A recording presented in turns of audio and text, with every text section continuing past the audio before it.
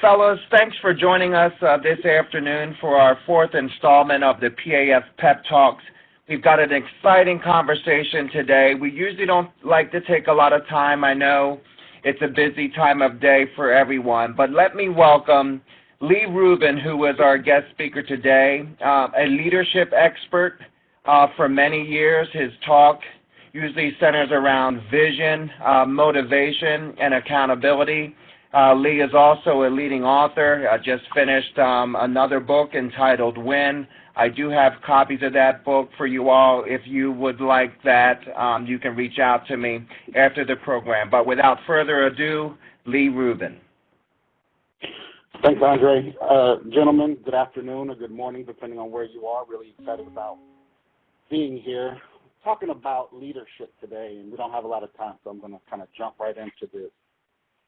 It's such a big subject, and quite frankly, it was pretty confusing to me when I first started my pursuit of trying to be a better leader, had some responsibilities in the corporate world after playing ball myself, and was really trying to get a good handle on the subject.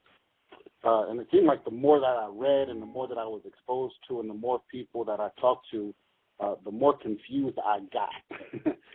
just really tough to kind of get a good grasp on what the subject of leadership was, because the bottom line is I was really just trying to become a better leader. I was confused by leadership styles, leadership approaches.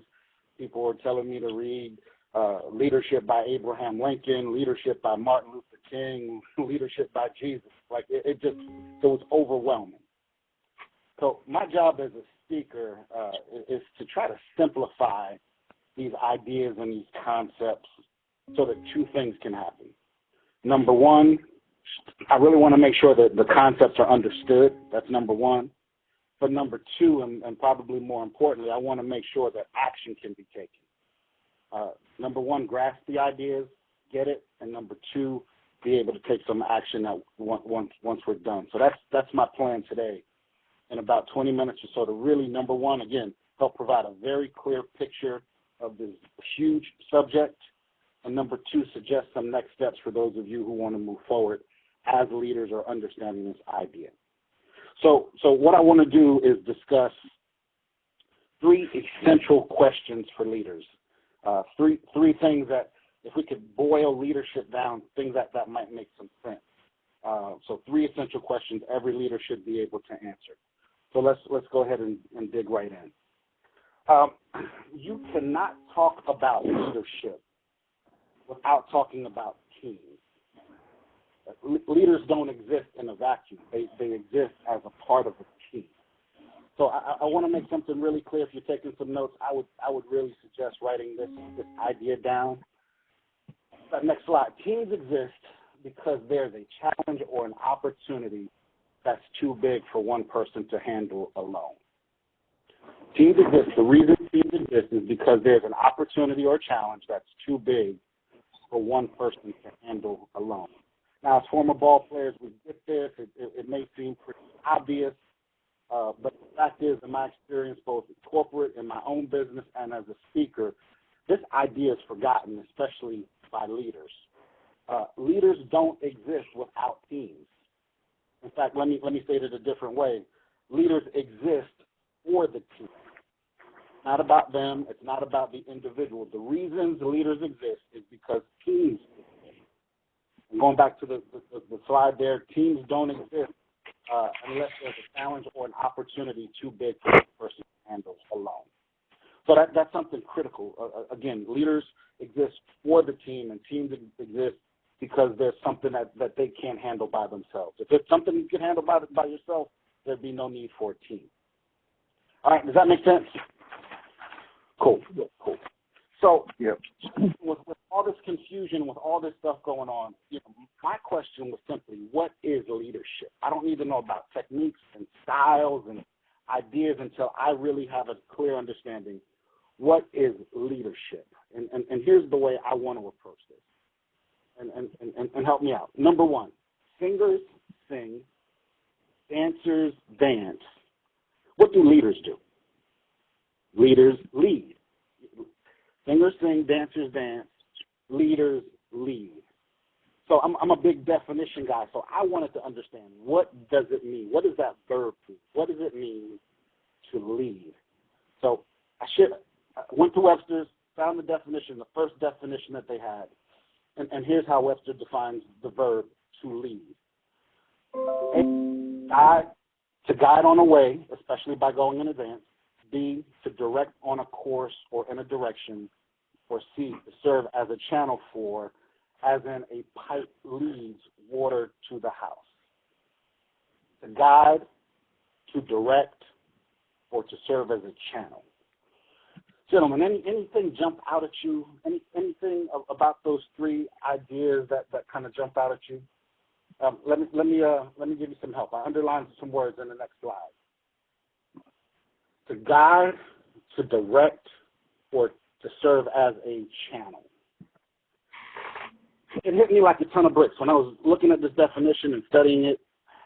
All three of those words suggest some type of movement, right? To guide, to direct, or to serve as a channel. There's something that's moving. There's movement.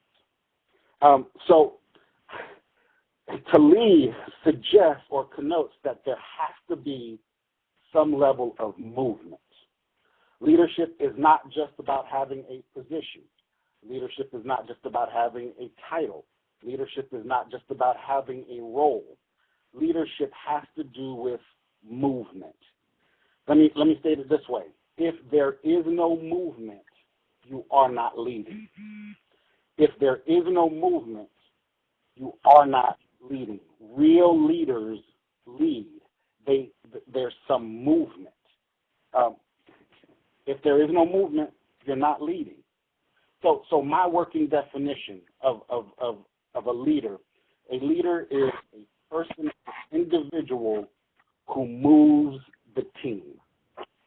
A leader is an individual who moves a team. Does that make some sense?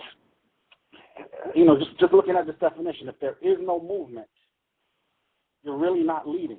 We've got so many people in different roles and different positions that might appear to be a leader, but there's been no movement, there's been no growth, there's been no change. They have a title, might be collecting a big salary, but again, trying to boil down this idea of what it means to lead, it's a person who moves a team somewhere. If there is no movement, you are not leading. All right? I hope that makes some sense and adds some clarity to this idea.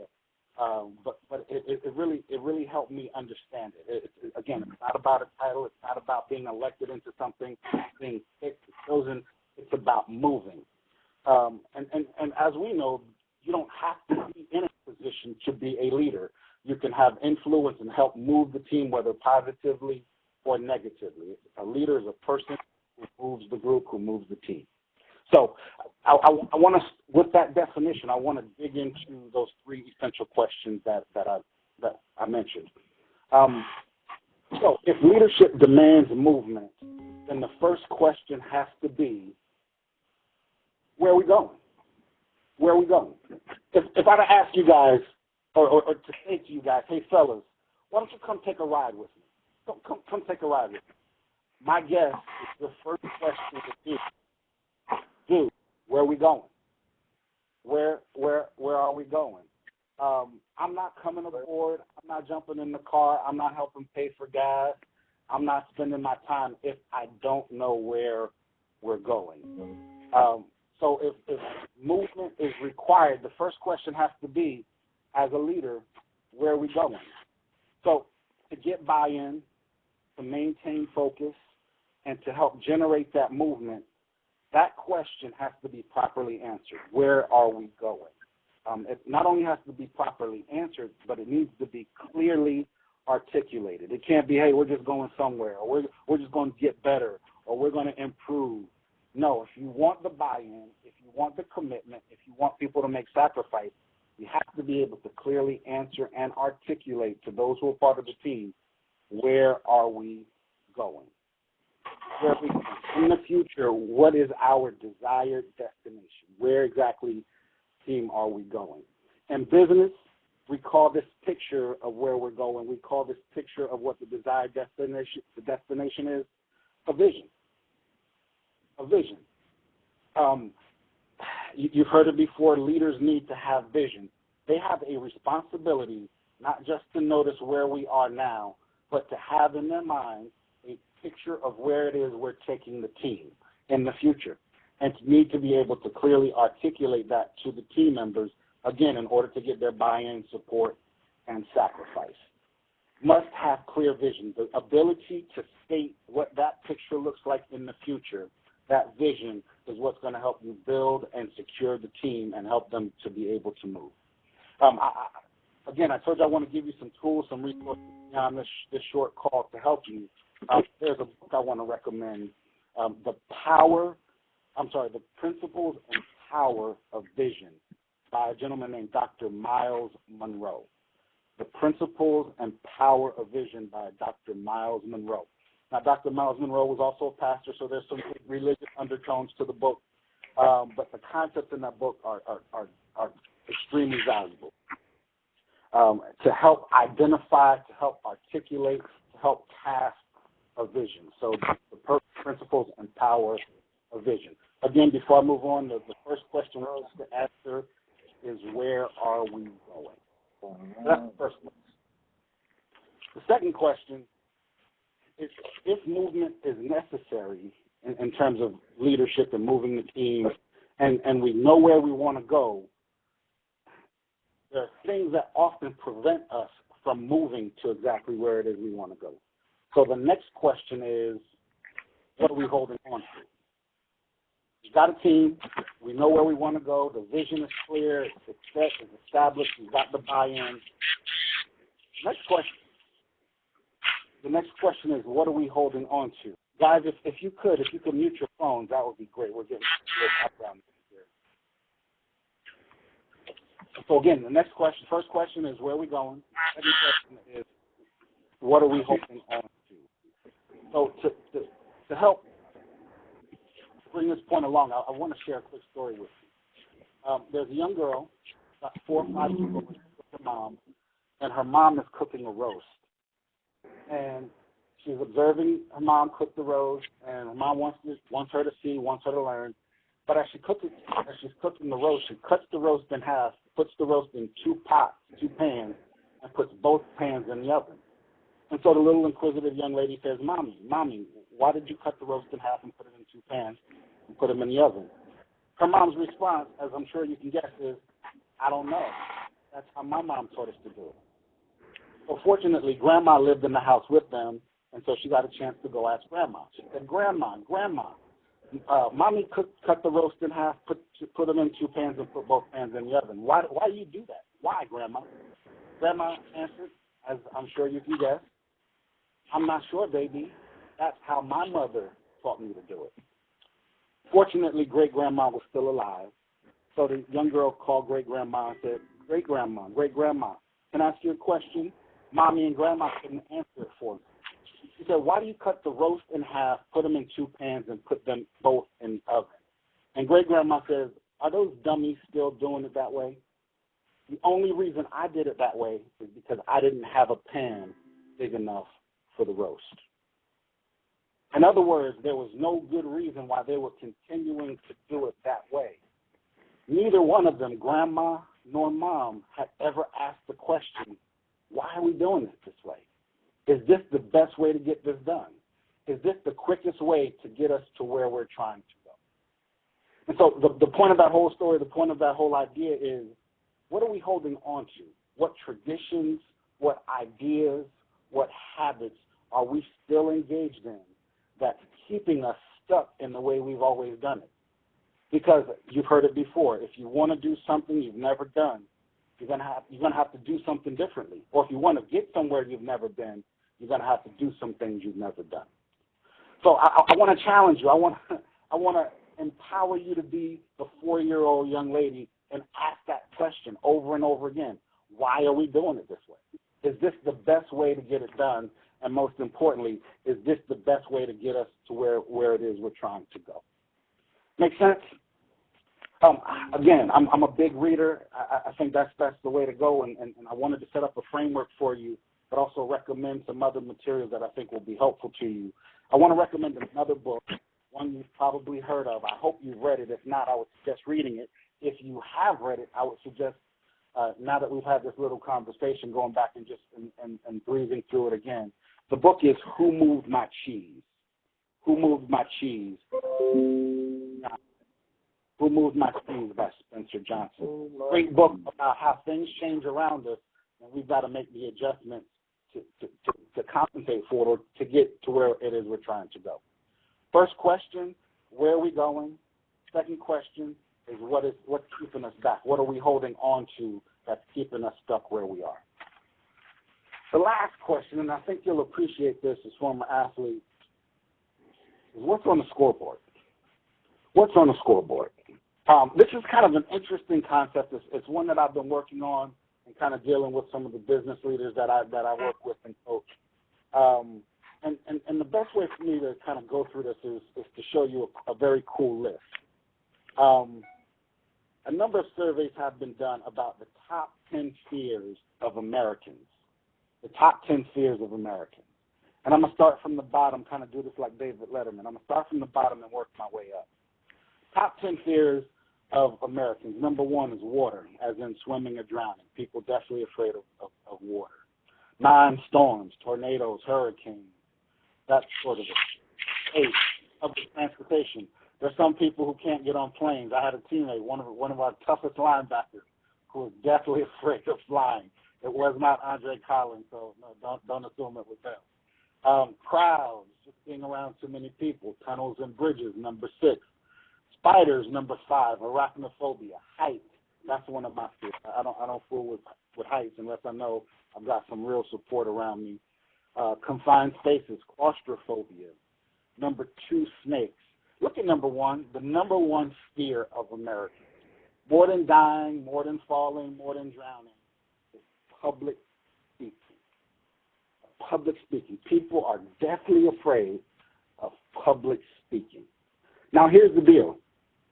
It's not the speaking that scares them because they speak all the time. They have conversations with people all day. It's not the speaking that makes them fearful. It's the public speaking. It's the fact that they're being observed. It's the fact that they feel like they're being criticized, that they're being analyzed. People can have one-on-one conversations with no problem, but as soon as you put them up at the podium and all eyes are on them, they lose it. They lose it.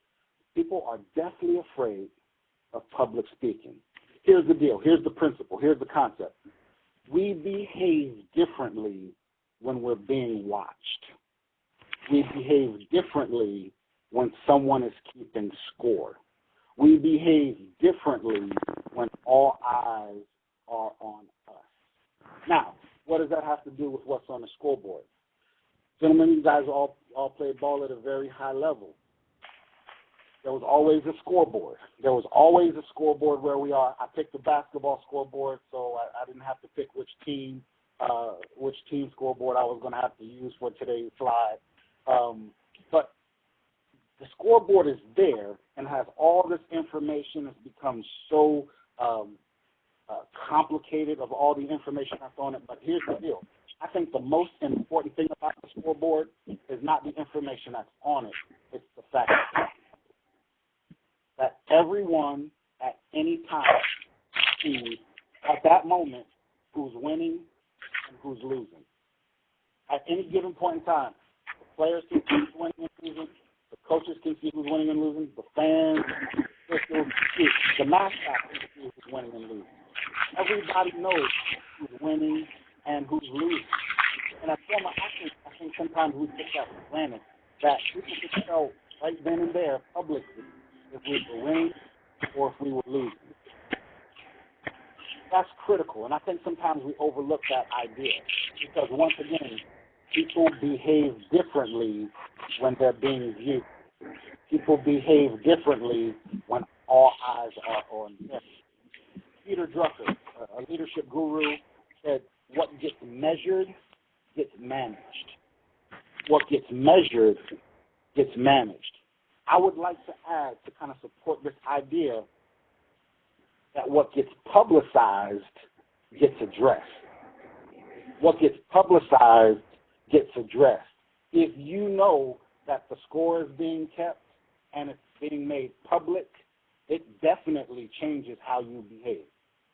So think about, as leaders, here's what I want you to do. I want you to think about which behaviors you want to drive within your team. What behaviors you want to drive within your team, and I want you to be able to measure those behaviors and put them on, quote unquote, the scoreboard. To keep it public.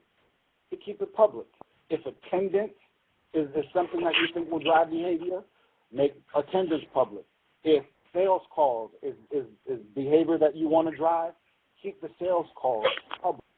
Because again, people behave differently when the score is being kept and when the score is made public.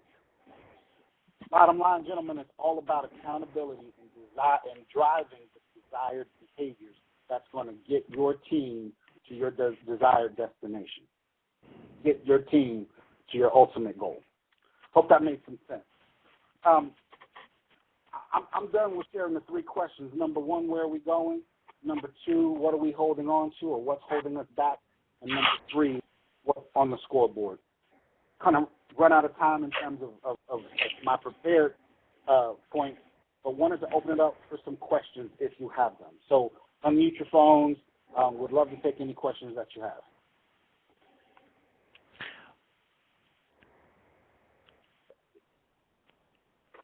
Are there any questions? Let me jump in. Jared, do you have a question? Go ahead, Jared. I didn't have a question. Can you? I didn't hear you, Jared. Go ahead, Jared. You're on. Yep. Could you go over the last point and just went over? I was writing it down and I missed a little bit. The scoreboard piece? Yes. Yeah. Yeah, what's on the scoreboard? The whole idea there, Jared, is to make public those behaviors or the measurement of those behaviors that you really want to drive. And the idea is people behave differently when they're being observed or when people are keeping score. So leverage the scoreboard, leverage the power of public perception to drive behaviors that you want. Nobody likes to be seen as the loser. Nobody likes to be seen as someone on the bottom of the list. So it's almost a competitive thing. Publish the results or the measurement of those behaviors you want to drive. If it's the number of calls, if it's the number of meetings, if it's, I'm not sure what field you're in, but measuring those items and making those public, putting them on a bulletin board, having a website where people can see, hey, where do I stack up? Nobody wants to be the loser. So it's really leveraging the power of public perception to drive the behaviors that you want. All right. Thank you, Jared. Any other questions?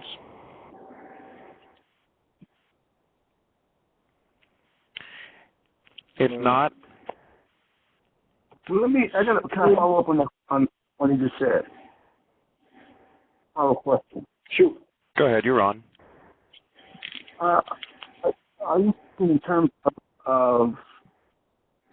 I'm asking in terms of the working relationship. I have a production company, and okay. I was thinking about what you said that made sense. It clearly made sense, but I don't have a board or whatnot where I'm putting up. When we have productions that we're about to shoot or whatever, to keep them motivated or get them motivated to see the clear direction that I want to go. I don't have anything to put up on the board. How would you do that as you're talking about? Well, I think you can share some of your goals and your timelines. The whole idea behind this is accountability, right? So let me use something that I'm sure many of us can relate to, losing weight, right? So if I publish my goals or if I publish my commitments, I'm now accountable, at least to somebody, of achieving those. So setting a deadline, setting how many times I'm going to work out a week, or publishing what I put in my mouth, what my diet is. If nobody knows about it, nobody holds me accountable to it. But if I publish it, I've got people asking me, hey, man, how you doing with your eating? Hey, man, did you work out today? Hey, man, where are we at? You said you were going to finish that book by December. Hey, man, we thought that shoot was going to be done. Because the interesting thing is we often cheat ourselves. Of making those goals public for ourselves, for our team, it adds another component of accountability. Understood. Got it. Hope that helps make some sense.